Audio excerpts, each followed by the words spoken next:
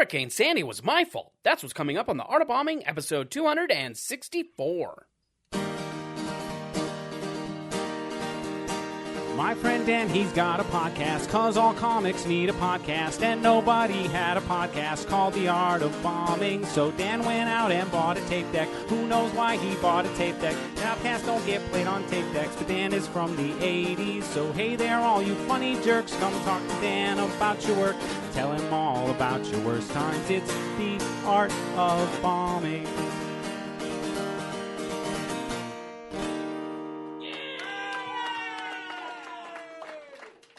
Welcome to a brand new episode of the Art of Bombing podcast. It is me, the host, Dan Bublitz Jr., and with me, as always, is my co-host, cohort, co-producer, Mr. Josh Shirley. How are you doing today?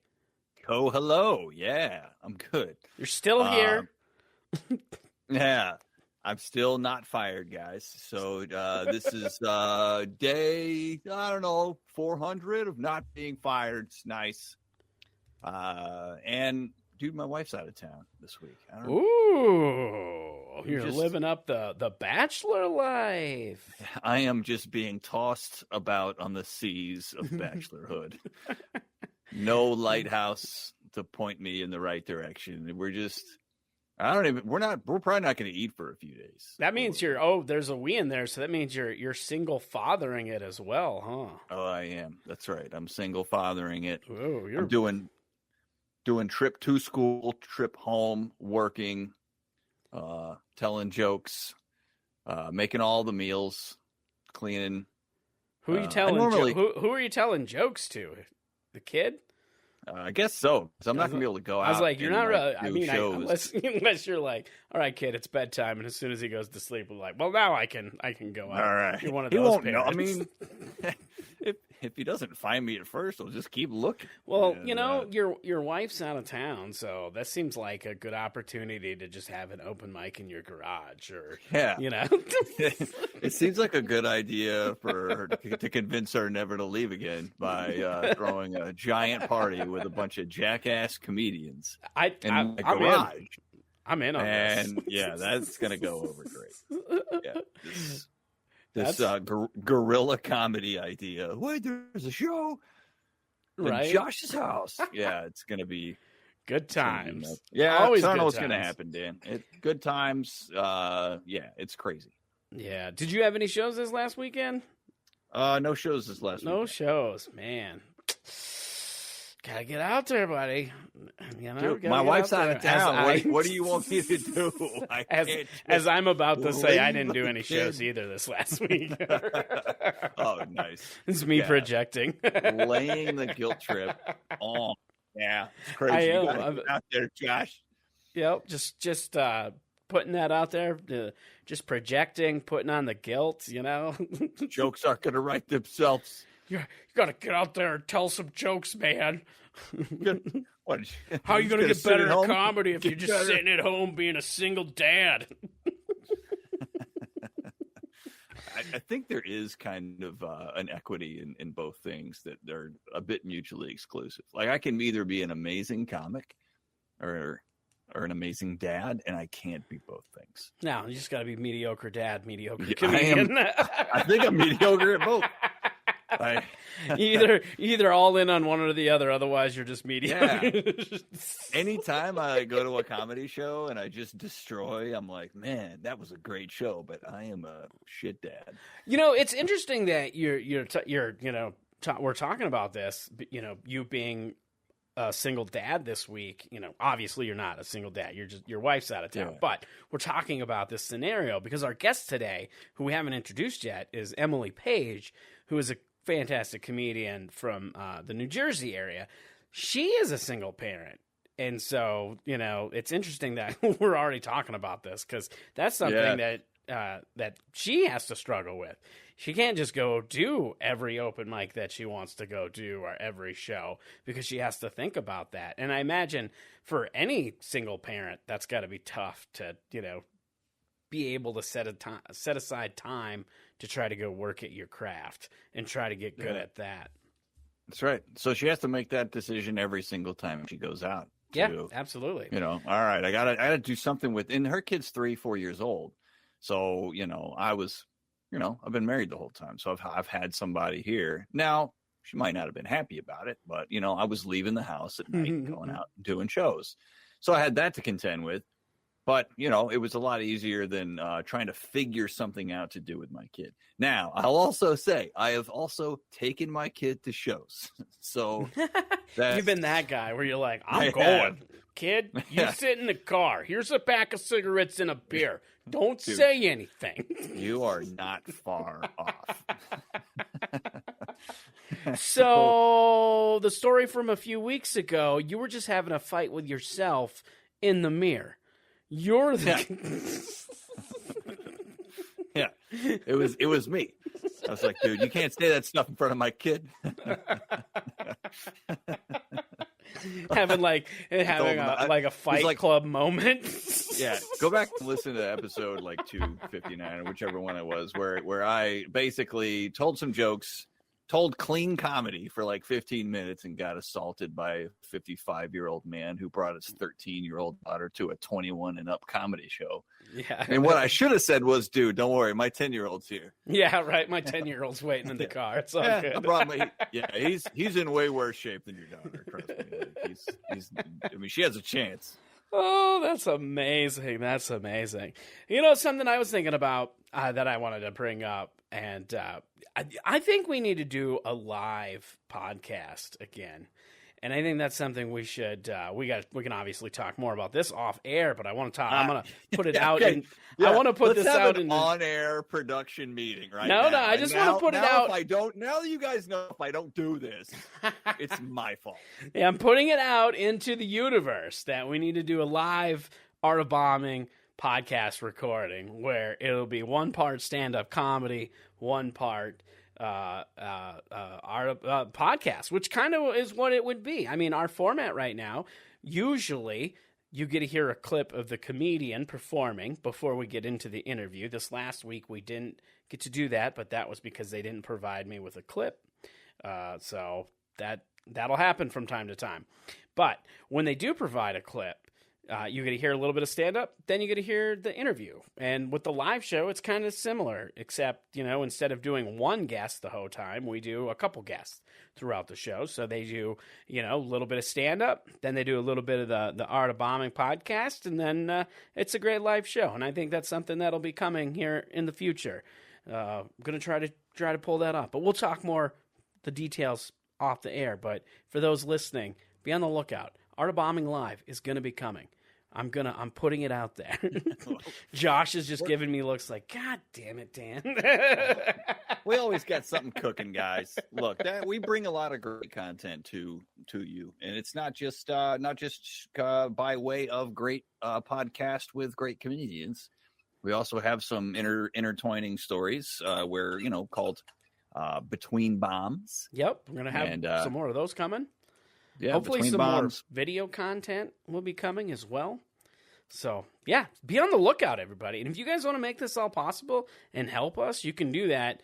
If you like what we're doing and you want to show a little bit of support, obviously, best way to support the show, subscribe and share it wherever you're listening. And then, but if you want to throw a little, money our way to help us financially, you can do that as well by going to buymeacoffee.com/AOBpod, and you can throw a little tip into the coffee pot so we can go get some coffee to keep us going, to give us that energy. It sounds like something you guys could do during the next commercial that we have. It's like, you know what, this commercial, instead of listening to this commercial, it's 30. The best thing you can do for us, not that we don't love our sponsors, but the best thing you could do for us is skip these commercials and just like, you know what, I'm going to find our bombing podcast and buy Dan and Josh coffee. And Josh is clearly incapable of making his own coffee with his wife not in the house, so he needs coffee. He needs the coffee. He needs a coffee. He needs to be the ability and the funds to be able to go to a coffee place that already has coffee so that he can get the coffee. He can't do it at home. If I can find where one is, I'm gonna go there and get the coffee. That's the next challenge. That's right. I don't usually do things. Yeah, I'm making it sound like it's all Fred Flintstone, and I don't do any of these things. I actually make a lot of the coffee. I do a lot of the cleaning.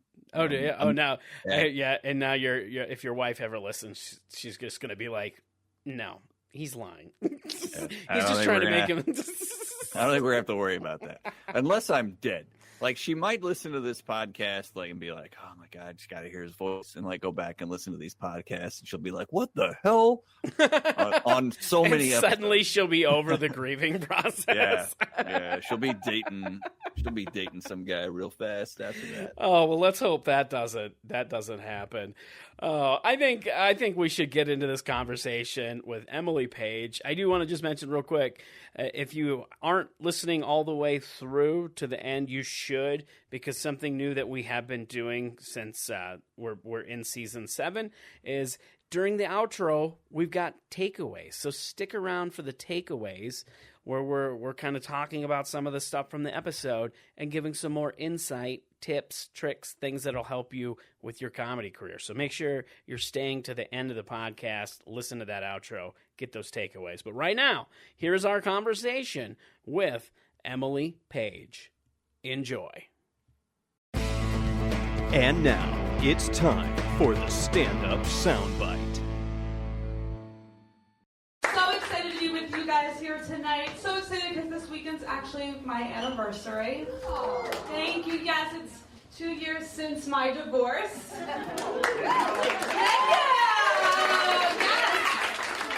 Oh my goodness. Yeah, so I am divorced. And honestly, I think everyone should get divorced at least once. Right? Because your first marriage is a lot like your first job. Like, you don't really know what you're doing and you don't really care. You just kind of show up and half-ass it and hope you can use it as like a resume builder.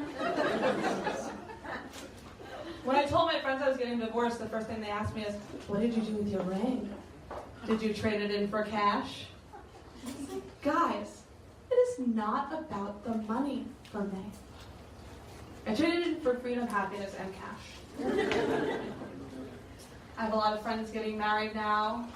The first marriages, right? And being the divorced friend at the engagement party is a lot like being the ghost of Christmas future. Right? Like, the bride-to-be will be giving a speech and she'll be like, "I can't believe I get to spend the rest of my life with him."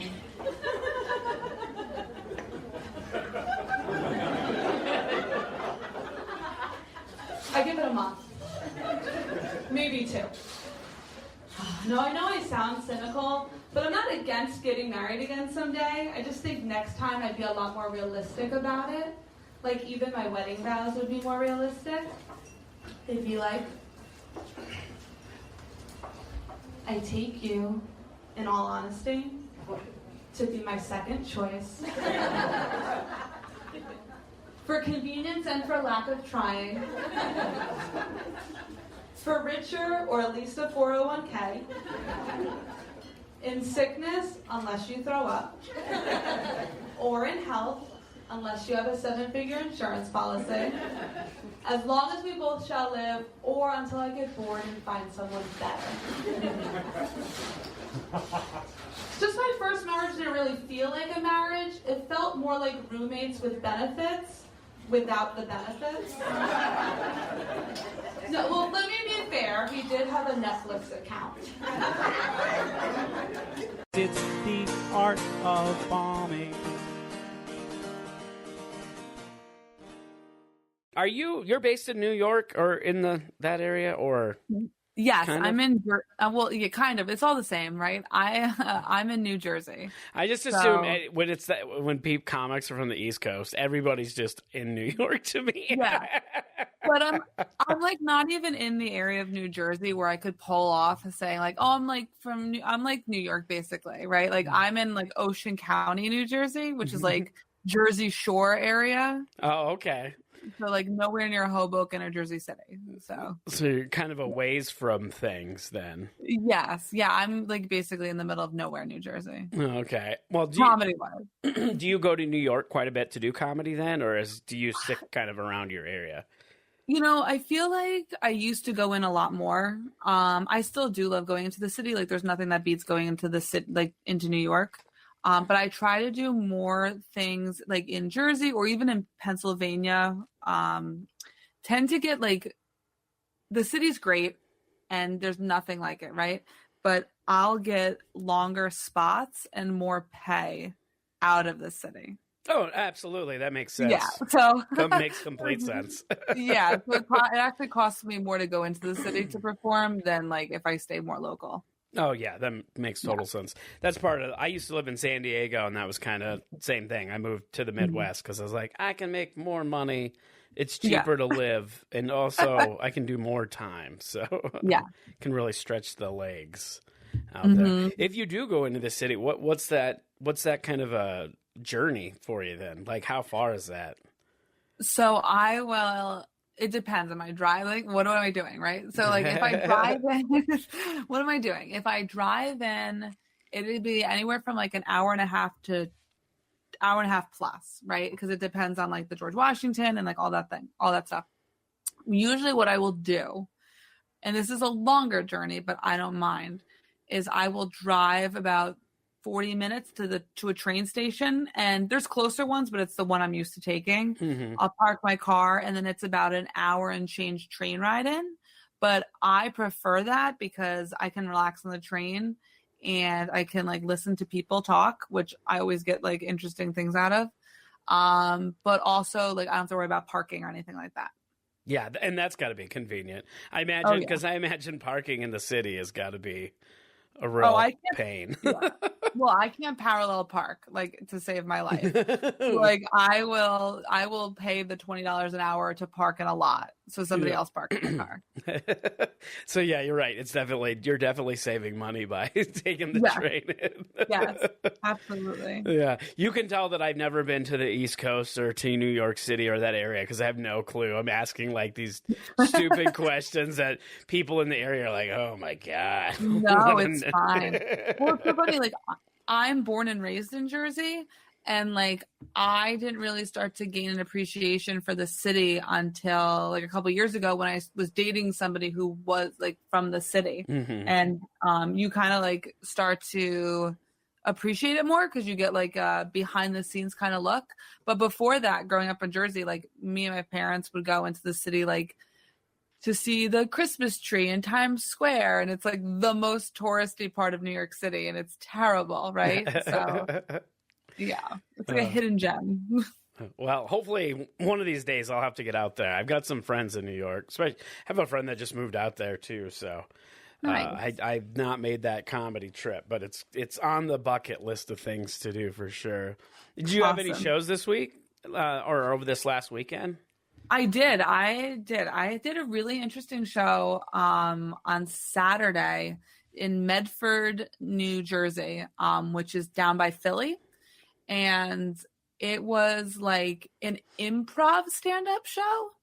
So it was like we went up one at a time, and the producer gave us like 5 categories, and we had to like spitfire as many jokes as we could in front of an audience, right? And you're like, when you're watching other people do it, you're like, oh, I have so many ideas. And then you get up on stage, you're like, what in the world am I doing with this?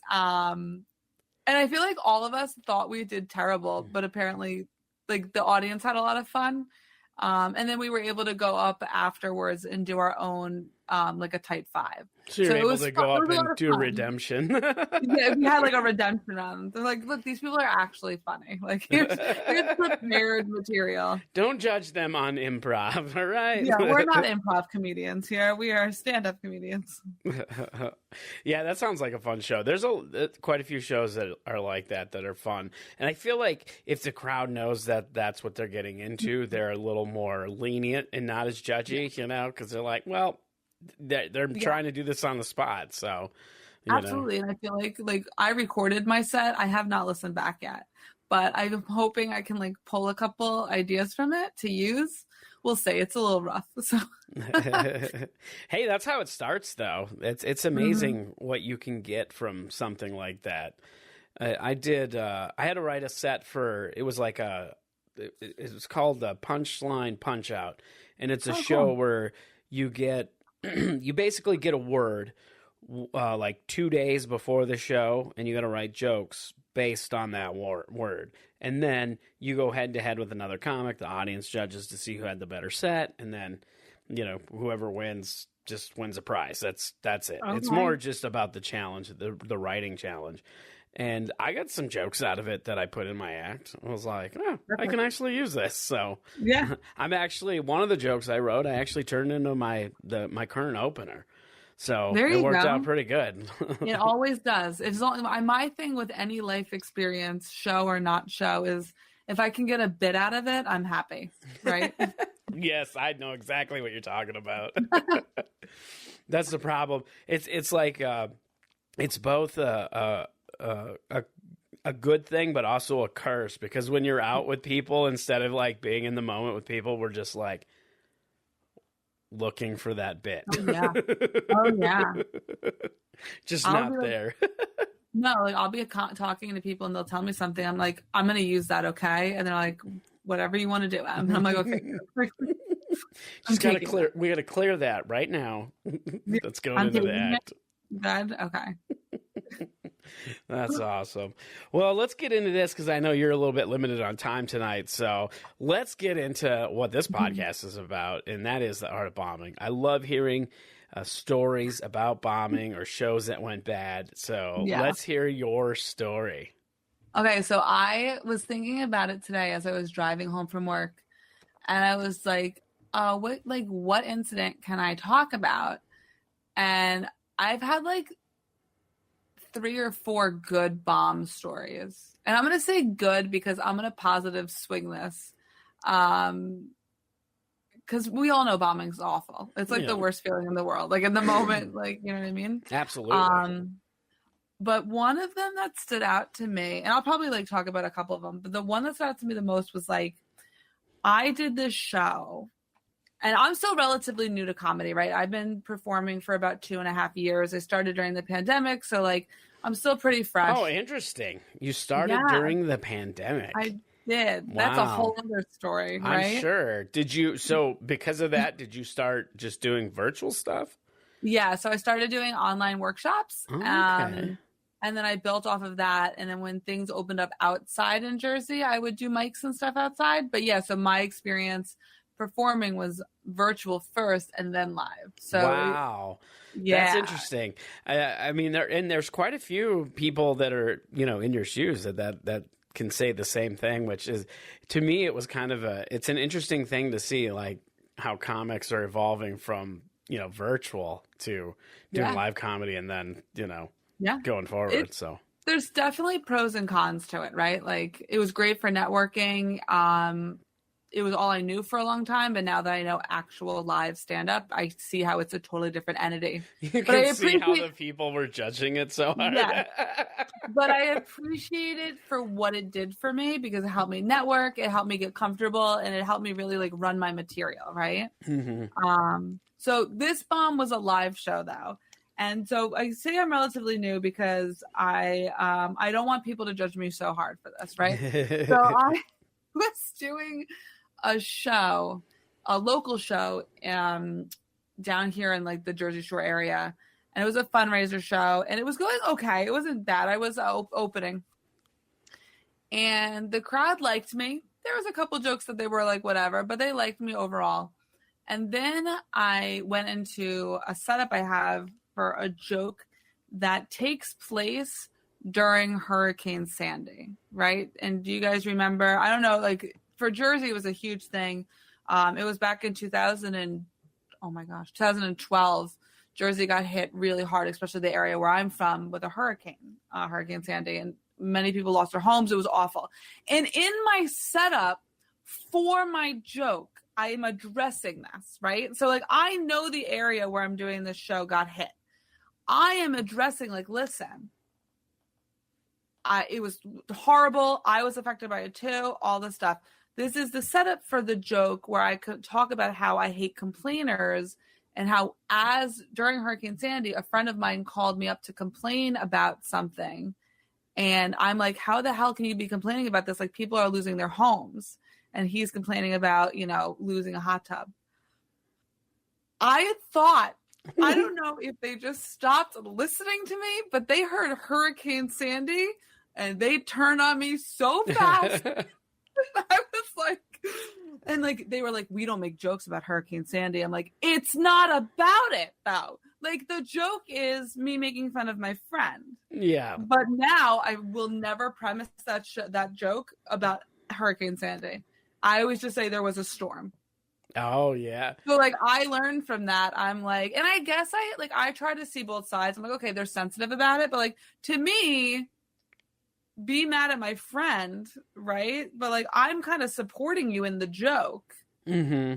But you're not seeing that because you heard a trigger phrase, Hurricane Sandy, and lost your mind. But when I tell you, I turned like 300 people against me.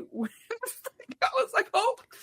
It's amazing how that, you can say one phrase or one word and just instantly lose an audience like that too. Yeah. Like I've bombed before. Like, we've all done shows where you go up and you're like, from the first joke, you're like, they're not feeling me.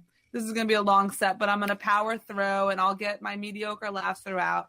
Like, I did a show up in Boston a few years ago, or no, it was like last year, and younger crowd.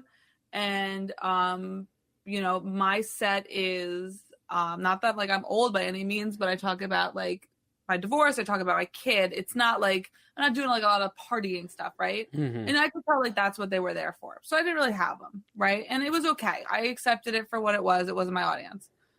This show though, I had them. And I lost them. Had them until you said Hurricane Sandy, and then they were like, "We're done." They were like, "You caused the hurricane." Is really what they were telling me. It's interesting too, because in a situation like that, like you said, the joke isn't even about that. You're doing like social commentary about how terrible people are, in a sense. I mean, that's really the theme of the joke. How there's this massive, disaster. And somebody's complaining about something so meaningless compared to the grand scheme of things. Yep. But it's amazing because people just like, they hear that one phrase and they're just like, we're done. Don't even talk about it. Yeah. And they were also like pretty drunk by the time so I think it was just like, I was waiting for the drunken, angry mob to turn. And I was just like, I gotta get off the stage. And it was even like, I was like opening hosting, right? So it wasn't even like part of my set. It was like when I'm trying to like do a joke before I bring up the next comic. And like, I'm trying to bring up the headliner and they lost. I'm like, all right, well, here's your headliner. Like, wait, dig yourself into that one. Sorry, man. You're like, good luck, headliner. Sorry about that. Sorry about that. That's why you make the big money and I don't. You win them back. Oh my gosh. I think I had a couple Guinnesses after that. I was just like... And probably deservingly. Yeah, I was like, we're good. And then they were like, come out. There was like, they were doing like, they were very nice. It was a very weird crowd. Then they're like, oh, come over after we're having like a party. I'm like, I don't want to be drinking with you people. And it's no offense to you. Like, the last thing I want to do is relive any more of this moment. I'm like going home. I don't want to see your faces anymore. Yeah. So now that when you tell the joke, you said you don't ever, use that Hurricane Sandy specifically. You just say storm. Do you feel like that has improved the joke where you don't need that detail? Or do you feel like when the joke was, when you were using Hurricane Sandy and it hit good? Or I don't think it really ended up making that big of a difference. And I don't know if that makes me feel better or worse. Hi, Kat. That's my cat. Because it's like, I think that when I say Hurricane Sandy to you, it doesn't do the same thing as it does in like the area, like people for the area I live, right? Yep. But the issue with that then is I risk the fact of offending people, apparently. Right? Mm-hmm. Yep. Whereas other people understand that I'm building up the fact that I'm like, listen, this is a terrible thing that happened to us. And like, no one should be complaining about anything else. But here's my friend Joe that just like can't shut his mouth. Right? So it's gone either way, but I think now just talking about like there was a huge storm that hit, people still get the idea. So I don't think it's really affected it that much. And like I don't necessarily think it's worth the risk when I do it local to see which way it's going to go. Oh, absolutely. No, that totally makes sense. Yeah, because it's just interesting to me how you can like have a joke. You know, this is a great example. You have a joke, and sometimes some of the wording just doesn't matter to get the same effect. You can go into precise detail, like you said, say calling out the storm by its name, or you can say, you know, a storm, and the end of the joke will still have the same effect. Yeah. But again, if you do it locally, you know, it can trigger people and have the worst effect. Yeah. It's just so funny because it's like I said, I've done shows before where, you know, you can tell from the get-go, it's just like they're just not feeling yet. And it's okay. You take some, you lose some, like it is what it is. You look at, you know, I always tape every set. So you look back and you see what could I have done differently, whatever. But this one, I was like, that was a very drastic change. It was just such a shift all of a sudden. And I think that's why it stands out to me. Like, I'll never forget that, like, that's the joke that lost them. You know what I mean? Like, that sticks with you. Oh, yeah, absolutely. Absolutely. I'm curious, going back to, you said you started during the pandemic. Mm-hmm. What kind of inspired you to, like, start comedy during the pandemic? And what was the biggest, like, I don't know, maybe awe factor of going from virtual to live comedy?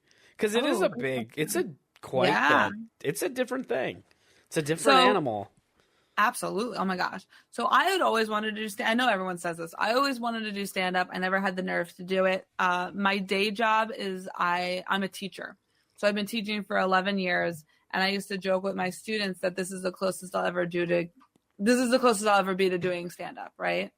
And then what happened was back in 2019, a few months before the pandemic hit, I got divorced. Well, I had a baby in the beginning of 2019, right? And then I got divorced a few months later. And then I sold my house. No judgment. Been there. Whatever. Well, except for the kid part, but yeah, been married, divorced, so. And then, so I did that. I sold my house. I moved my not even 1-year-old daughter at that point, my dog and my 2 cats into my parents' house. I was like, we'll just stay here for a couple months while I look for a place. And then the pandemic hit.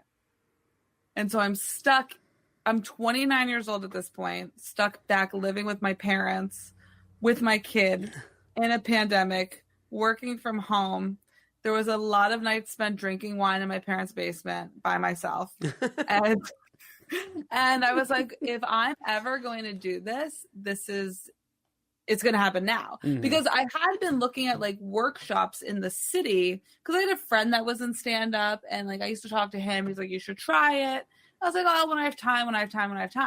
Well, now the world is shut down. I literally have no excuse. Everything's offered online. And that's kind of how I got started. So I started in July of 2020. I started stand-up comedy and therapy the same month. And I hope they were two separate things. They sometimes were, sometimes were not. But that's honestly how it started. I basically was like, if I'm ever going to do it, I got to do it now. And one of the best decisions I ever made. Oh, that's great. That's great to hear. Yeah, I'm always curious about that because, I've heard of other people who started during the pandemic, and it's just like, it's a weird time to try to start, but. Yeah, it's very weird. And like I said, it had pros and cons. Like, so by the time I started going out, so I did some mics and stuff, but the first live show I did was in New York City at the Producers Club. Hope G hosts the show. She's awesome. If you're ever in New York City, I definitely would recommend hitting her up. Great comic, great producer. And I just remember that rush of like doing live comedy in front of people, and that you get that first laugh you get, and you like have this whole new energy about you, and like you just go through. I had such a blast. I was like on cloud 9. So that was almost an entire year of doing it virtual and doing a couple mics. I had done open mics. That was my first show. Did you find that your timing was a little different, had to be a little different when you were performing live? Because one thing I noticed going into doing virtual comedy, coming from the already doing live comedy, is that timing was a lot different because you had that delay. Like when you say a joke at a live show, you instantly, unless it's, you know, a really smart joke and it goes over their head, or it's a terrible, or it's a bomb. And or you talk about Hurricane Sandy. You know, or you talk about Hurricane Sandy in New Jersey. But you get that instant laugh. Like as soon as the words leave your mouth, you know, there's like maybe a pause and people are laughing. But virtually, you can do the same joke that was killing that, you know, in a live audience online, and then there's nothing. And you're like, oh, no, what's happening? And then all of a sudden they start laughing because there was that stupid internet delay. Oh, my God. Or like you would freeze. And I remember freezing in the middle of the set. They'd be like, Emily, you froze. I'm like, ugh. Oh, God, that's always the worst. Oh, so bad. I did some Zoom shows, though, where there was like no feedback. Like they told you ahead of time, like there's going to be no audience. Like you're not going to hear their reactions.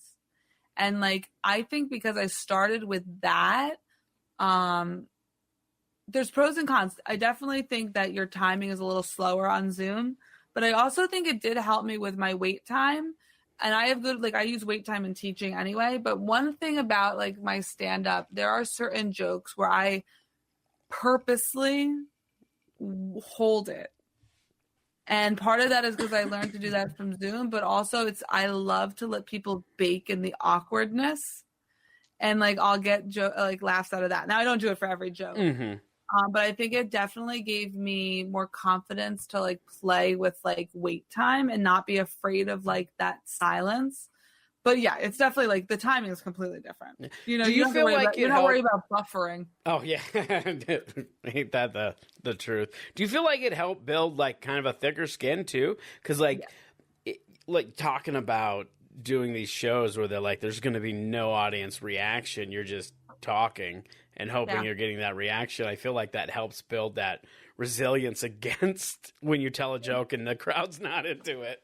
It definitely does. It definitely does. But you know, I think that plus just like experience, like it's not the same, but like when I tell you during the pandemic, like especially as a single mom, like I would do like 7-8 shows a week. So you're just like, you're getting used to like just running the material like comics do now in real life. They run around show to show to show. I can't do that because of, you know, unless I'm dragging my 4-year-old with me to every show, which she would probably love. But she had the time of her life, huh? Oh my God, yeah. She's been to one show with me. That's it. That's a whole other story. But I think that the repetition of just running stuff on Zoom and then, like you said, like just not relying on that feedback, you do build a little bit of a thicker skin. Now, it's not the same when you're getting no feedback and you're in a live audience, but it does, you know. Yeah. Yeah, I don't know. There's nothing like being in front of a live audience that doesn't like you. It's like the absolute worst. Yeah, the silence is loud. Let's just say that. Mm-hmm. Oh, absolutely. That is a good way to put it. Now, when you do have a bad set, you know, obviously you, with this particular story that you told, you knew exactly what it was. Like right away, you didn't have to go back and analyze that. You're like, I know exactly where I lost them. That was an easy peasy. But like in other sets, when things don't work out or you lose the audience, how do you try to figure out what happened and how to analyze it? That's a good question. I always record my set. So I'll always look back at that. Sometimes I'll talk to other comics, right? So like if they're watching the show too, like this is another great story. I did a show a few weeks ago, or maybe like a month or so ago, out in PA, and it's a venue I've done before, and it's a great venue, and we always have a good time.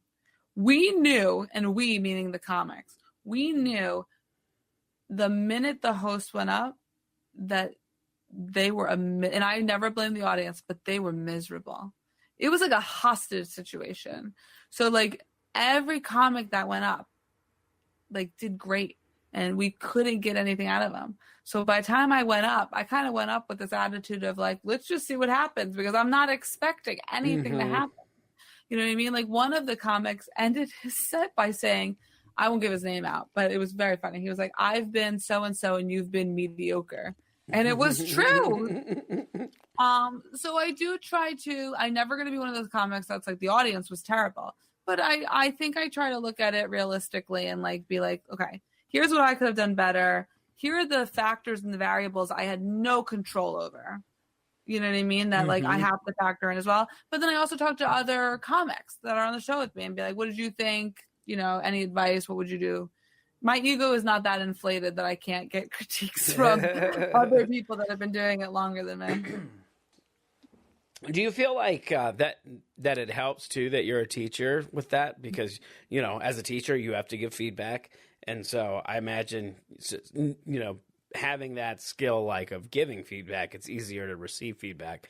But I'm always curious because there's a lot of teachers that become comedians. I know a lot of comedians that are or were teachers. Yeah. And no, so I'm curious how that teaching, how you can apply the skill set of that into comedy. Well, it's odd. Like with teaching, like I teach middle school, right? I taught high school right out of college. I teach middle school, 6th, 7th, and 8th grade now. And I'll tell you that it's like, you have to be able to think on your feet. You have to be quick with things. You have to be engaging, and you have to constantly be on, right? And public speaking. So those things absolutely help, right? Like there'll be times where, and you have to memorize material, right? Or you have to know what your subject area, what you're going to talk about, or at least be able to finagle it so it sounds like you know what you're talking about. Right. Yeah. So I think that's how I got through school. I just, you know, BS my way through. I made it sound like I knew what I was talking about. And that's all we care about. Just pretend. And that's basically what stand-up is. I definitely think that I didn't have an issue public speaking. I think that helps a lot. I'm used to talking in front of people. Now it's totally different when I'm, you know, in front of an audience of 200-300 people versus a classroom of 10 kids, right? Yeah, also 10 kids that have to respect your authority.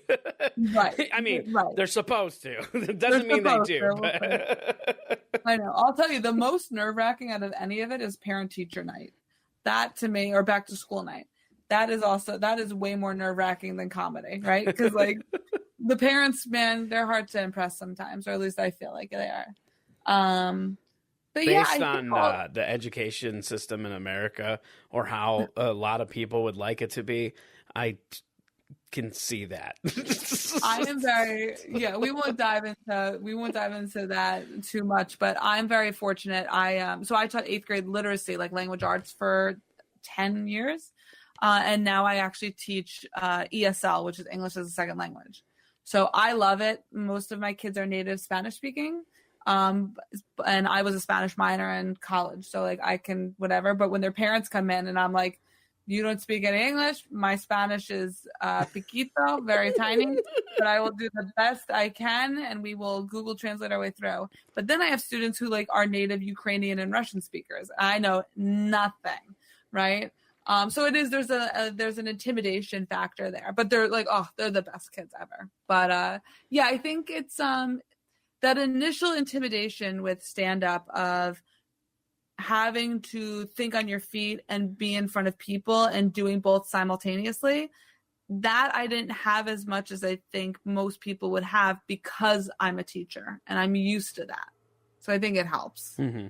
Oh, I could totally see that. I mean, anytime you have to do any kind of public speaking, that definitely can help in another, you know, I mean, it really, in a sense, it's just another medium of public speaking. You know, comedy, teaching, you know, the different things. So, but excuse me. But going into that, now I'm curious too, like with your writing style, how did you feel like you had to change your writing style going from Zoom comedy to live comedy, or did that not really have much of an effect? That's a really great question. I don't think it really did. I think obviously like the longer I'm in comedy and the longer I'm writing, like you do find your voice like a little bit differently. I'm always like, I am very much a short joke writer. I'm not a storyteller. Mm-hmm. There is a flow. Can you teach me? Because I need to learn to shut up. Maybe we can trade notes. There's a flow to my comedy, right? So like I chunk it by like, I'm going to do all my jokes about my divorce, and I'm going to do all my jokes about my kid, and then I'm going to do all my jokes about dating and my breakup and all that. But they're short. Like I'm a very much like, I'll go through like, I know some people will be like, oh, I'm doing a 20-minute set. I'm doing these 4 jokes, right? That'll be 20 minutes. I'm like, I'm doing a 20-minute set. Here's 23 jokes, just so I make sure I have enough. Boom, boom, boom, boom, boom, boom, Just boom, rapid boom, fire. boom, boom, boom. So you do more one-liners. I think I'm that's more of a amazing too, one-liner. because I see some people who do, like, I'm a combination. I do write some one-liners, and then I'll try to sprinkle them in with stories that I have. It help punch the stories up. But I see the people, I'm really impressed with people who do just nothing but one-liners, especially when they do longer sets, because that's a lot to remember. Like, even telling stories that actually happened to me, you can easily forget, something. And to be able to do 100 one-liners just like in a row, it just is mind-blowing to me. Yeah. I do have some stories, but you know what happens when I tell a story? I talk about Hurricane Sandy and I get booed off the stage, so we don't. And then you end up on the Art of Bombing podcast. I do. I end up here. I do have a couple stories, but they're short stories. But I do have a couple. I've been trying to whatever, but like some of my favorite jokes started as tweets that I turned into bits. But then like 2 of my favorite jokes are one-liners, and they didn't really need a lot of work, and I love them so much. There's 3 that I've written like within the last 6 months that like I really just loved, and they were just like throwaway lines, and I was like, I think that literally is the joke. Do you sit down? Do you have dedicated time to write? No, you're just like whatever. No, I should. We all should, but that's never the case. That's not why I asked the question. Because I like this question because I like to know what each, like, because every comedian's process is a little bit different. Even if it's similar, it's still different. And I love finding out what a process or an evolution for a joke is for each comic. So, if something hits me, I will write it in my phone, right? Like I'll jot down whatever. But then I might go weeks with it just in my phone before I like sit down and actually like write it out, right? Mm-hmm. Same thing, I'll do tweets, and if I really like the tweet, I'll screenshot it and have it in my phone ready to go. I actually did one recently, and one of my comedian friends was like, take that down now. We're turning that into a bit. I don't want anyone else to see it. And I was like, okay. I took it off. He said, somebody's going to take it down. I've always been a writer. I write when I feel the fire to write. That sounds so cliche, but I can go weeks without writing any jokes, and then I can spend an hour and write 9 new bits. Mm-hmm.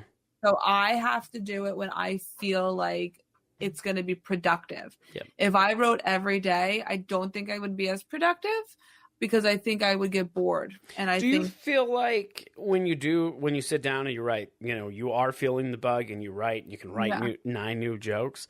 Of those 9 new jokes, how many of them do you feel are going to be good enough to go into your set?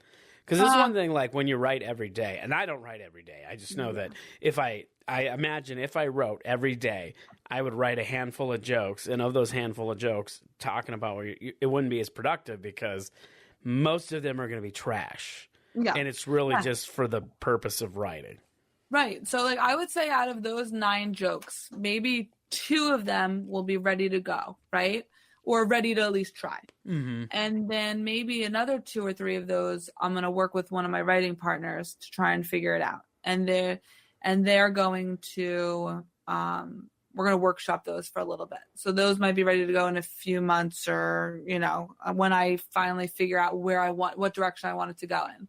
And then there might be one or two where I'm like, well, I don't ever scrap anything, but I go, we're going to save those for, we're not even dealing with those. Put it on the shelf for now. Put it on the shelf for now. Where like I have a couple that like I've had for years and they're just on the shelf. Eventually something might happen with it, but it's not happening right now. Mm-hmm.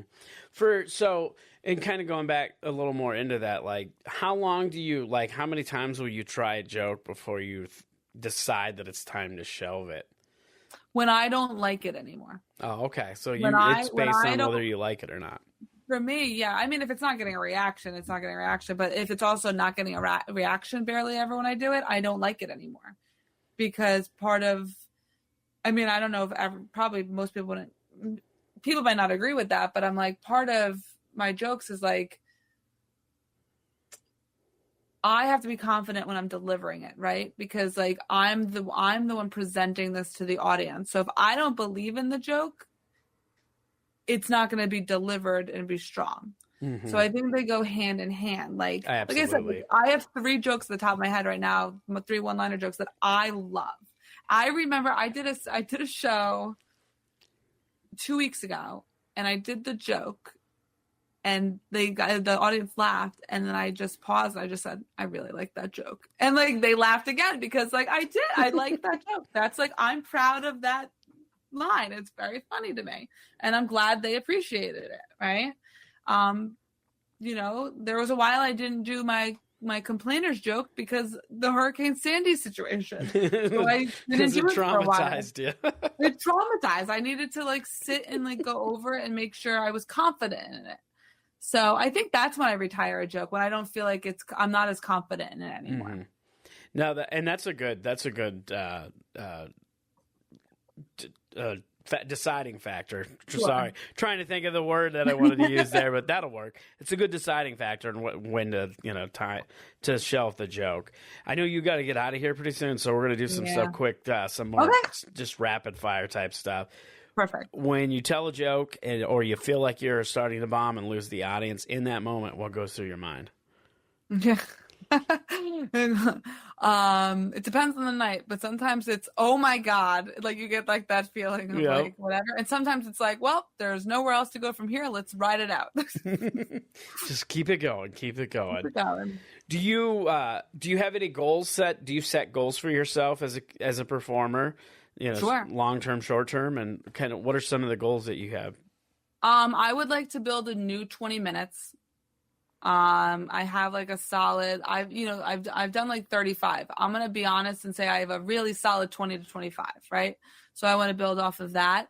I would like to get really, really comfortable in a featuring spot, and I would like to continue to host more. Mm-hmm. So more general goals, not like I want to be on SNL. Like everyone wants to. I would love to be on SNL, but like let's just start somewhere else. I don't think those are. I mean, they can be goals, but those are to me are more like pipe dreams. Goals are things you can actually set and achieve. Yeah, exactly. And I feel like I don't know how it is for you, but I feel like when I set goals that are achievable and then I achieve them, I'm more inspired to keep going forward. If I set these goals and never achieved anything, I would hate everything. Exactly. Same make here. me so bitter and negative about everything. Yeah, exactly. Got to have the something, to show that the work is paying off. What do you do to try to accomplish your jokes or your goals? Do you like set like little goals to reach the bigger goals? Yeah. I'll do that. I used to write them down. I think I have them written on my phone somewhere. I think for me, it is just like doing little things daily that will add up to that, but also like not being so hard on myself where I shut down. Mm-hmm. Like if I don't want it to be where I'm like every day, am I working towards my goal? Like, no, like I should be doing little things periodically that are going to add to my goal, but also realizing that like I have other things in life going on, right? And so not to beat myself up, or else I could just shut down, like you said. Yeah. Do you feel like you get pressure about that? Because as a person that, like you said, you're a single mother, so you can't go do comedy, like you can't go grind all the time. But even and I don't have kids, but even as an older person, because I am, pretty old compared to a lot of people who do comedy, I'm like, I don't want to go grind. I have other things to do in life. I have other responsibilities. Yeah, I think it's definitely been an internal struggle. It was something that like I had been dating another comedian, and it was something I don't think he and I really saw eye to eye on because of our different backgrounds and like different parts of life and stuff like that. And I don't think there's a wrong or right way, but it definitely added pressure for me because I was like, should I be doing more? But also like, I was in grad school, right? I just finished grad school up. I have a full-time job. I have a kid. I want to see my friends. Like, and I had to, I wanted to live my life. Yeah. And I had to realize that like, for me, I think my comedy is stronger when I'm living my life because it gives me more stuff to talk about. Absolutely. That's something I see with younger comics who they're like, I just want to grind, and they're just out there, and then their jokes get too inside baseball, and then they're not bookable because audiences won't get their jokes. too many dick jokes at the open mics. Exactly. All right, couple more quick questions. Sure. What's been your best or favorite gig that you've done so far? My favorite gig. That definitely not the one with the Hurricane Sandy joke. Come on, everybody loves losing an audience. And I don't think this is my favorite, but it's gonna be because I just did it the most recently. 2 weeks ago, I was down in Seaside Heights, New Jersey. I did a show at a restaurant. And I just had such a fun time. And for me, it was the comedian Ryan Marr who produced it.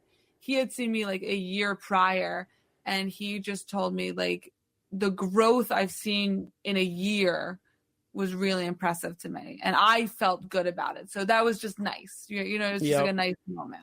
Yeah, that's a good, it's good to...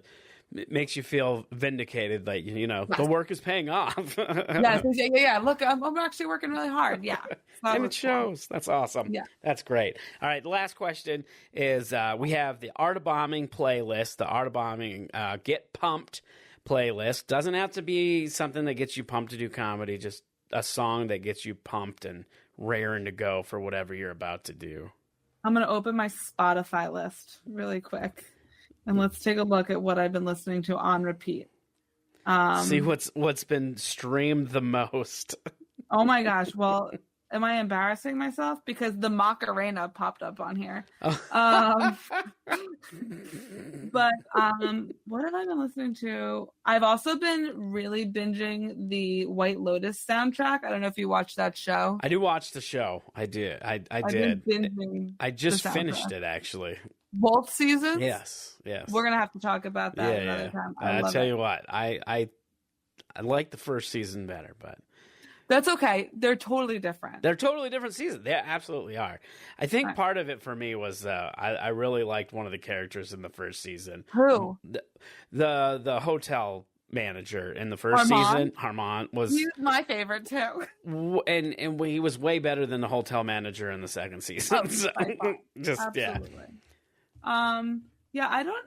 I gotta hold on. I'm trying to see if there's any better song that's like less than the Macarena. Embarrassing. I have been listening to the Rockefeller Skank a lot. All right, is that the one you wanna? Fatboy Slim. We're gonna go with Fatboy Slim. Sure. All right, that's what's gonna get added to the. That's what's gonna get added. There we go. It's getting added to. Just remember, it could have been the Macarena. If anyone asked. Could have been. All right. This has been great. Where can people find you? Where would you like to direct them? Sure. Instagram's probably my best option. I post all of my show dates on there. So you can find me on Instagram at Emily Paige, Paige comedy. Excellent. Well, thank you so much for doing this. This has been fantastic. Thank you. Yeah, absolutely. Anytime. It's the Art of Bombing. And that was our conversation with Emily Paige. if you enjoyed that conversation, if you enjoyed Emily, if you want to go see Emily live, you might have that opportunity because March 21st, you can catch Emily performing at Uncle Vinny's Comedy Club. So if you're out in that area, if you're out on the East Coast, take a trip to Uncle Vinny's Comedy Club. Go see Emily Paige live. And that was a great conversation with Emily. Uncle Vinny's Comedy Club. Can I just say for a second? Go for it.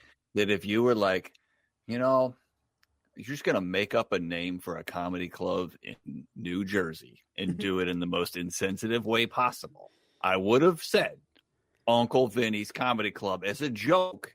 To be like, oh, where are you going? Uncle Vinny's Comedy Club? Well, you're in New Jersey? Hey, you going to Uncle Vinny's Comedy Club? Something like that. And I unfortunately would have been right. And then that would make stupid people like me be like, yeah, well, of course it is. I wish it was Cousin Vinny's Comedy Club to do it. Oh, there you go. I've seen that. That's a great movie, guys. That'd be a great play on that.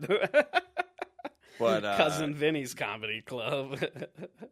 But back to Emily, I was like, oh, Ellen Page is on the show, and then I was like, oh wait, it's Emily Page, different person, different pages. Yeah. So that's the hole she started in. Yeah. No. Yeah. Well, it's interesting. I was just gonna say interesting because she started during the pandemic.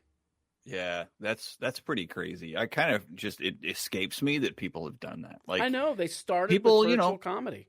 People who were in comedy for a couple of years, who were kind of starting to figure some things out, are like, started on Zoom. Yeah, it's crazy to me to think about that because that's an interesting transition. When you go from performing virtually, especially if that's all you know is virtual comedy, you kind of write your material and you wait for, you kind of figure in your laugh breaks or your pauses or whatever for instance, for the delays that you have on Zoom. So just knowing that and then having to take what you've learned and the skills you built and then try to apply them to live comedy. While some of it works, it doesn't always work because there's, online you have that delay, a little bit of a delay. In person, you don't. It's instantaneous. Yeah. It's definitely different. And going from the other direction, like you did, from live to this, to on Zoom, I was not ready for that. And I try to pepper in virtual comedy. It's just open mic stuff where I'm writing, and I just have a phase that jokes are in for a while where I do virtual stuff before I get it out on stage. It's just part of my own process. But you're right, you do have to calibrate your expectations somewhat and your timing for that. Yeah, absolutely. A fun little interesting tidbit.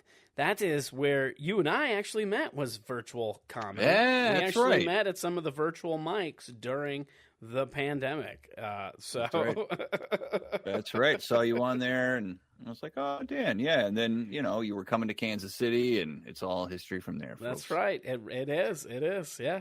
So, that was something we talked about in this episode that I think is important. A lot of people, complained about performing online, but, there was a lot of connections that people made, a lot of networking, way more networking than if you were just doing comedy in your local area.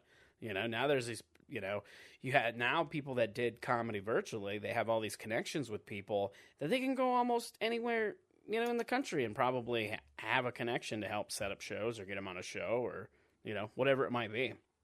Yeah. And I think that's another thing we talked about in this is stepping out of your comfort zone. For a lot of comedians going into Zoom comedy, people had to step out of that comfort zone. They were used to live comedy, but I think it's good to step out of that out of a comfort zone, and not just when it comes to like doing Zoom comedy, But I'm in the episode we talk more about doing like theme shows, like doing improv shows, or shows that force you to write. And I always think this is, I don't know how you feel about this, but I like doing shows like that force me to get outside of my comfort zone and try to like actually write something new or something specific for a theme, because I know myself, I get lazy, and it's easy just to get in your system and you can still write jokes, but your system of writing jokes, or not even writing new jokes and just going with the flow of what you already have. Yeah, I agreed that that's the right thing to do. I don't do it enough, but I should challenge myself to do more of these kinds of I'll call it non-traditional shows. Like, I'm in the same rotation a lot of comics are in. I do shows on the road. I work my stuff in on shows on the road. I also do open mics in between when things slow down. And I've added in, the virtual open mics that I'll jump into now and again to try and spice that up, or to be that curveball. But you're right, I don't do enough. Hey, this is an all improv show, or this is you talking into a microphone in a way that it's not part of your existing system, and it gets your brain to do some gymnastics that can, I think both of you guys connected in the episode on, hey, I got a good bit from doing that. Oh, absolutely. And I'm going to reiterate that I've done some theme shows where I had to write specific stuff just for that, and I got some stuff that I kept out of it, and it's and I think that's great that to do that. And I think I'm going to put out a challenge there. If you're listening to this, you should step outside of your comfort zone.